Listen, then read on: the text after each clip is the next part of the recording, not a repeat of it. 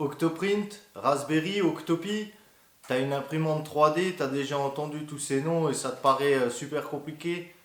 Ne t'inquiète pas mon ami, Kouz est là pour toi, je vais t'expliquer en 4 étapes simples pour débuter sur Octoprint. À la fin de cette vidéo, tu auras installé Octoprint et tu sauras t'en servir pour commencer tes premières impressions. Allez, c'est parti tout de suite mon gars! Et je vais même aller plus loin parce que je suis gentil et de bonne humeur. T'auras même un petit bonus à la fin. Eh ouais, eh ouais.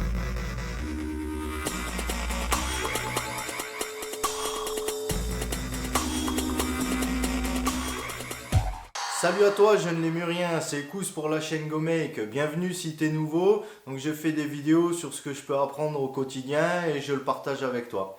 Ah que je te mets juste là. Tu vois là. Là que je te mets un petit lien de présentation si tu veux en savoir plus sur la chaîne.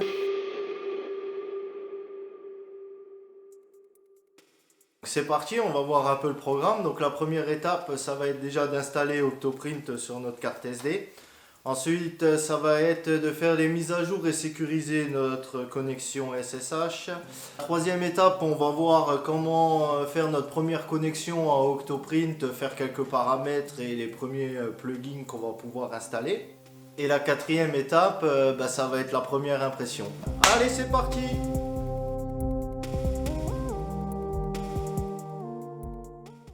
Donc on va déjà faire un petit tour de tout ce qu'on va avoir besoin de télécharger. Je vous mettrai tous les liens en description de la vidéo. Donc on va commencer par Octopi. Vous téléchargez ça, enregistrez le fichier. Bon moi je l'ai déjà donc je l'enregistre pas. Il est compressé donc il faudra le compresser. Vous le mettez quelque part sur votre ordi. Ensuite vous aurez besoin de Raspberry Pi OS. Ça nous servira pour copier. Donc ce qu'on vient de télécharger, ça c'est ce qu'on appelle une image. Et on va mettre notre image du coup sur une carte SD. Et pour mettre l'image sur notre carte SD, on aura besoin de ce logiciel là. Donc vous le téléchargez suivant ce que vous avez besoin. Donc moi je suis sur Windows. D'ailleurs Mac et tout ça, je sais pas comment que ça marche. J'ai que fait sur Windows, donc je pourrais que vous parler de ça. Donc vous téléchargez ça. Notepad++, vous téléchargez aussi. Ça on en aura besoin pour faire quelques modifications dans des fichiers. Et Putty, il faut aussi télécharger. Donc Putty, c'est ce qui va nous permettre de communiquer avec notre Raspberry parce qu'on n'a pas d'interface bureau, donc on va se servir de Putty pour communiquer avec. On verra ça plus tard tout à l'heure.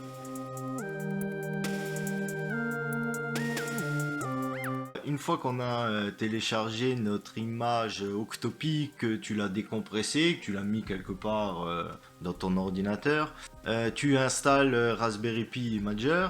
Et une fois que tu as installé ça, donc on va mettre notre image sur la carte SD. Moi j'ai choisi une 32 Go, ça suffira largement.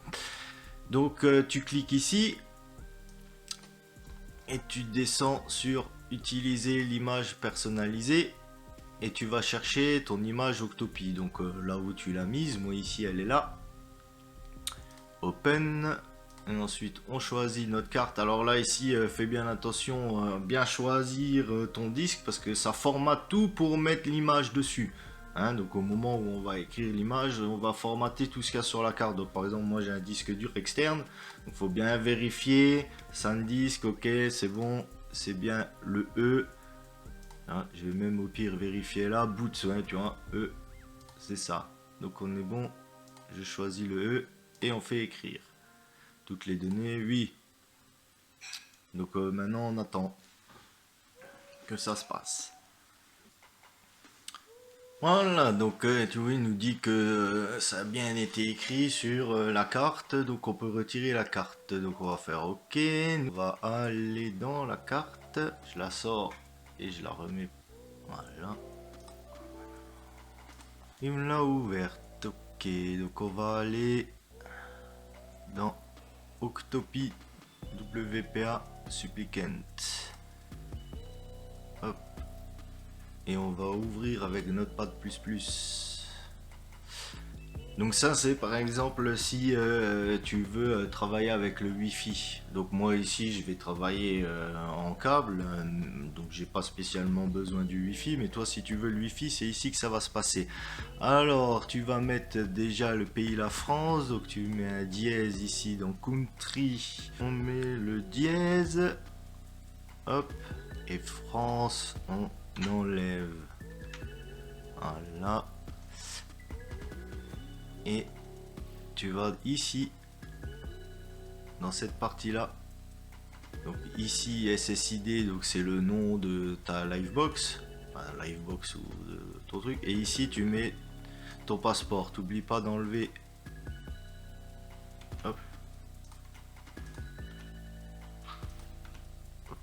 Donc une fois que tu as fait ça, tu fais enregistrer. Voilà, alors on continue la suite. Donc là on était ici, on va continuer, c'est juste 2 cases au-dessus sur Octopi, on fait pareil. Et Edit with Notepad++. Et on va chercher ici, caméra USB option. Donc on va mettre la résolution de notre caméra, vous mettez la vôtre, donc 1920 par 1080. Et ça c'est le nombre d'images par seconde, alors on va mettre 15 pour entre guillemets pas trop demander de ressources au Raspberry, parce qu'on peut, si on pourrait augmenter, on pourrait mettre 25, mais le problème c'est que ça risque de laguer un peu parce que on demande trop d'images, donc on met 15 et du coup c'est le bon compromis quoi. On n'oublie pas de décocher la case, on enregistre et on peut fermer. Et ben bravo les amis, vous avez déjà fait une grosse partie du travail. Il en reste encore un peu, mais on a déjà bien avancé. Ce qu'il nous reste à faire, c'est on va prendre notre carte SD, on va la mettre dans notre Raspberry et ensuite on va brancher notre imprimante dessus. Moi je vais le raccorder sur mon câble internet et ensuite eh ben, on va voir comment configurer Octoprint. C'est parti. Donc voilà, on a tout installé. Donc là ici câble internet, le câble USB jaune c'est ce qui est rebranché à mon imprimante, c'est là, c'est le câble là, et le noir qui part c'est celui qui arrive ici sur la webcam qui va filmer l'imprimante.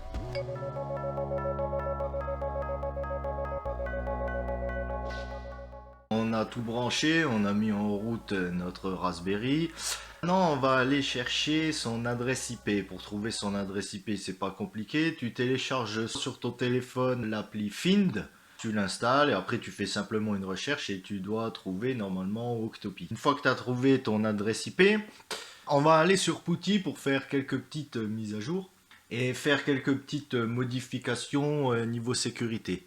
Alors c'est parti, on va aller dans Putty, on tape, donc toi tu vas taper ton adresse IP, donc moi c'était 192.168.1.14 et tu tapes le port 22 et t'es parti, tu vas tomber sur une fenêtre comme ça.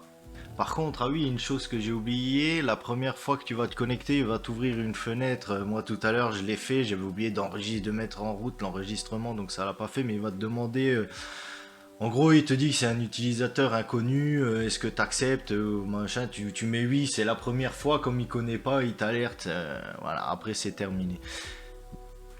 Donc Holding As, donc c'est Pi, tu fais entrer, et le mot de passe c'est Raspberry. Alors d'origine il s'écrit pas, hein, c'est normal, question de sécurité. Donc là moi je suis sur Raspberry Pi 4, donc sur le Pi 4 le mot de passe c'est Raspberry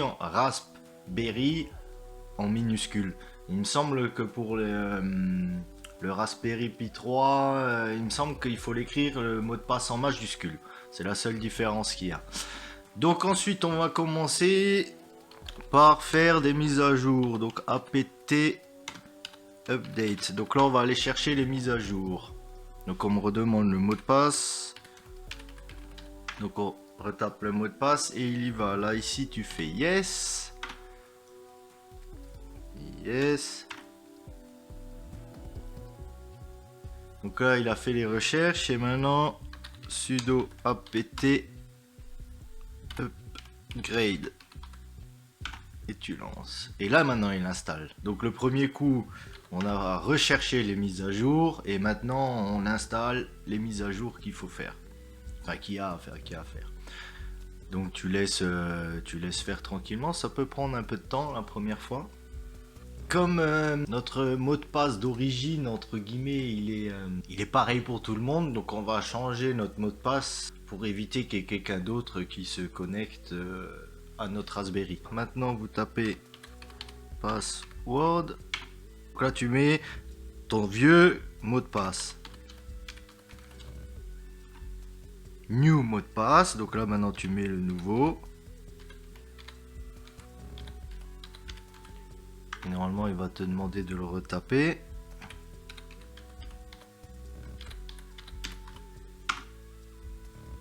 On va rouvrir avant de fermer ou de faire quoi que ce soit d'autre. On va retaper ici notre adresse IP 192.168.1.14. Donc toi, tu retapes la tienne avec le port 22 et tu l'ouvres. Donc on retape pi et maintenant tu tapes ton nouveau mot de passe. Et là, normalement, c'est bon. Donc voilà, on a changé notre mot de passe. Donc tu peux fermer maintenant l'ancienne fenêtre. On n'en a plus besoin. Tu sais que ton mot de passe, ok. Tu sais que ton mot de passe est validé. Donc maintenant, on a changé notre mot de passe. Donc on est, on va dire, un peu plus sécurisé. On a mis les mises à jour. Donc maintenant, on va aller sur Octoprint.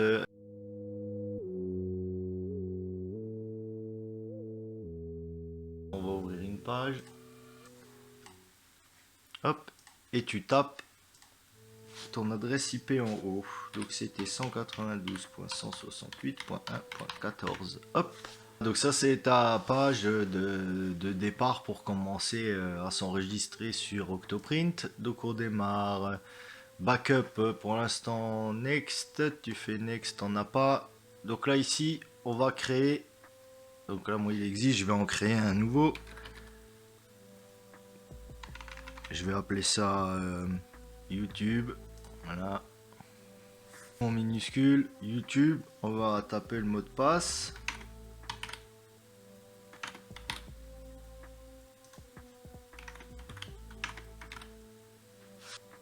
Créer un compte. Enregistrer. Next. Anonymous, donc là il te demande si c'est pour traquer ce que tu utilises, entre guillemets les données, tes données, machin, ça tu mets non. Ça c'est pour connecter à internet, se connecter sur internet, ça tu fais enable. Configure plugin, ça c'est pour t'aider à configurer les plugins, tu peux le mettre en place aussi. Et là c'est le nom de ton imprimante, donc là, tu laisses comme ça. Bed, l'origine de lower left, ouais c'est ça, donc en bas à gauche. Ça c'est ton plateau, s'il est chauffant, j'ai pas, le caisson n'est pas fermé. 110, donc là après tu tapes les dimensions de ta machine. Custom body box, non. Et axe, tu touches rien, tu laisses comme c'est. Et la partie open et extrudeur, donc tu choisis ce que toi tu as. Donc moi par exemple ici j'ai une de 0,6, donc je mets 0,6 et j'ai qu'un extrudeur, donc c'est bon. On confirme, voilà. Tu fais next et là il te dit juste de faire attention, machin. Donc voilà, ça y est, t'es dans Octoprint. Alors attends, je vais démarrer l'imprimante. Voilà. Faut allumer ton imprimante, hein, sinon ça marche pas. Donc bien sûr là mon Raspberry il est allumé aussi, hein. Donc tu laisses tout sur auto, profil, donc là tu as le nom de ton imprimante et on essaye de se connecter. Qu'est-ce qu'il me dit? Stat opérationnel, nickel, on est connecté. tu vois là ici on a pour l'instant on n'a pas d'image encore de notre caméra. Donc pour ça on va aller sur la petite croix en haut et on cherche Plugin Manager. On descend, on tape sur Get More et ici on va taper Webcam Full Screen Webcam. Tu peux installer celui-là. Donc ça va nous permettre de le mettre en grand écran. Tu verras tout à l'heure. Donc là, il nous demande de redémarrer. On va redémarrer parce que quand il installe un plugin, pour pas qu'il plante, c'est mieux de redémarrer. Donc on va faire ça plusieurs fois. À chaque fois qu'on va installer quelque chose, s'il nous le demande, on va le faire. En général, moi, je le fais même s'il demande pas. Comme ça, je suis sûr qu'il redémarre propre. Donc voilà, il a redémarré. Là, il nous demande, tu vois, qu'il y a des mises à jour. Donc on peut les faire. On va en profiter pour les faire. Donc pareil, ça dure un petit peu de temps, donc tu les fais, et à mon avis, une fois qu'il aura fait les mises à jour là, il va aussi de nouveau nous demander de redémarrer. Donc s'il faut, on redémarrera, c'est pas un souci. Je t'ai dit qu'on allait le faire plusieurs fois. On va en installer d'autres encore. Donc on retourne Plugin Manager. Get More, il est là maintenant. La cam SB, ça va nous mettre une petite barre, tu verras. Du coup, ça va nous afficher la caméra sur un petit côté, sur le côté. Normalement, c'est celui-là, si je me trompe pas. Et voilà. Tu vois, on a ici notre caméra. Donc si maintenant je me recoule un peu, tu me vois. Yes, mon gars, ça marche. Oh, ouais, ça marche. Donc voilà.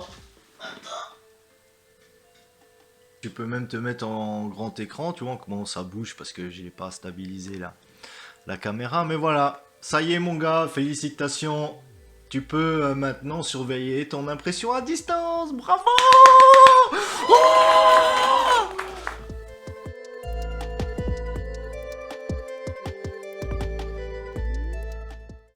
Donc là, on se connecte, on laisse tout en auto, on se connecte et normalement, voilà, opérationnel, c'est bon, on est connecté à l'imprimante. Maintenant, pour exporter, si on veut ramener un fichier, on fait upload. Tu vas chercher ton fichier, n'importe quoi. Tu fais ouvrir, il se met là, et quand il se met là, tu appuies sur load and print et il se lance. Et c'est parti. Alors moi j'arrête parce que je ne veux pas l'imprimer. Yes, Essential Print. Une fois qu'elle a arrêté sa chauffe, il a arrêté l'impression. Donc là maintenant tu vois, la courbe elle redescend. Donc toi du coup tu laisseras tourner ton impression. Normalement ça devrait bien se passer. Et du coup maintenant tu as ta caméra pour surveiller si t'es pas à côté. Nickel. Il y a plein de choses encore qu'on peut voir éventuellement sur Octoprint. Donc on peut le mettre en français.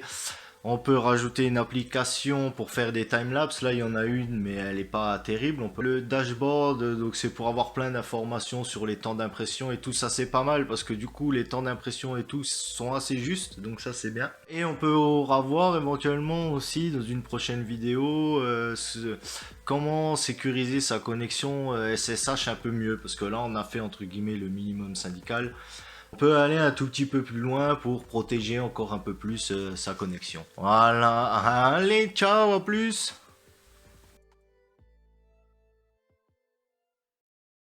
Alors aujourd'hui, on va rendre fou un peu le cousin. T'as vu, il a fait tout un système, là, il est tout fou avec son truc là, Octoprint, machin, Raspberry, truc bidule. Il a acheté une caméra, regarde là, ça traîne sur des cartons, tout pas beau. Alors je sais qu'il aime pas, il devient fou tous les jours quand il passe devant. Alors on va le rendre dingue un petit peu. Attends, regarde. On va l'appeler. J'ai pris ses lunettes de soleil, regarde. Il va s'exciter. Oh Couz! Ouais? Tu dors? Ta tante elle dort, ouais. Ah ouais, viens voir s'il te plaît. Vas-y, j'arrive. Qu'est-ce que tu veux encore? Tu sais que j'ai pas le temps. Putain, qui... T'es déjà dit d'arrêter de toucher mes affaires là. Qu'est-ce que tu fais avec mes lunettes de soleil le soir, là, au bureau, à l'intérieur, quoi? Non mais sérieux, t'as rien d'autre à faire. Eh, tu trouves pas que c'est pas terrible ça, hein, franchement? Putain, tu tchatches là avec ton imprimante 3D et tout, hein, ton machin est posé sur des cartons, quoi. T'as pas honte un peu là? Tu fais des vidéos en plus? T'as pas honte? Franchement. Oui, bah je sais qu'il faut que je le fasse, oui. Un petit truc sympa là, hop, où tu poses ta caméra, que les cartons là, ça bouge, c'est tout pas beau là. Oui, bah, quoi maintenant? Hein, tu veux que je te fasse un support pour mettre la caméra dessus? Vas-y, vas-y, j'ai pas que ça à faire, mais vas-y, on y va.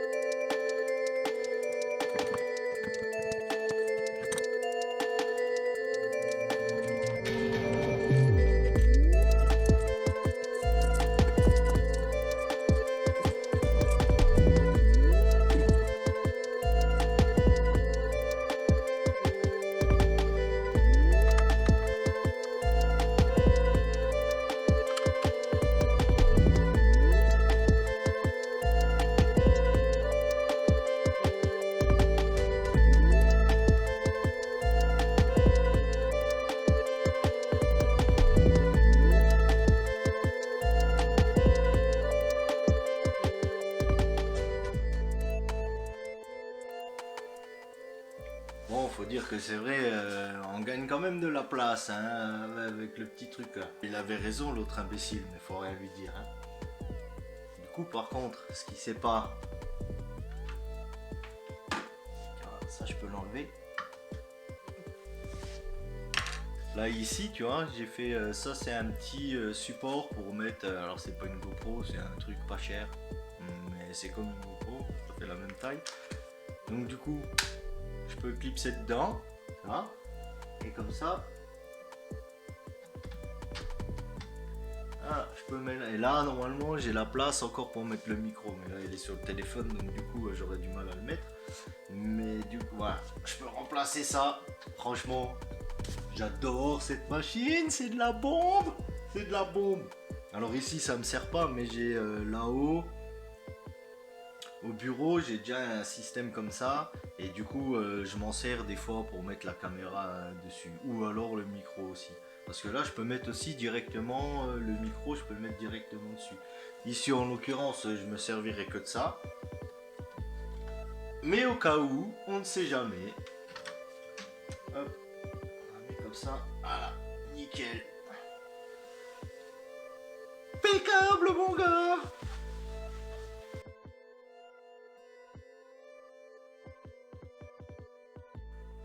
Donc voilà, tu vois, là je suis à l'atelier, donc je me suis fait une petite installation là, un mini PC, un écran, et du coup la caméra, la webcam plutôt on va dire, la webcam qui est branchée et qui filme l'imprimante, donc ça me permet moi quand ça imprime, si je suis pas à côté, de surveiller.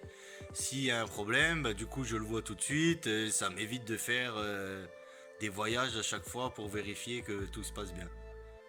Voilà à quoi ça sert la caméra.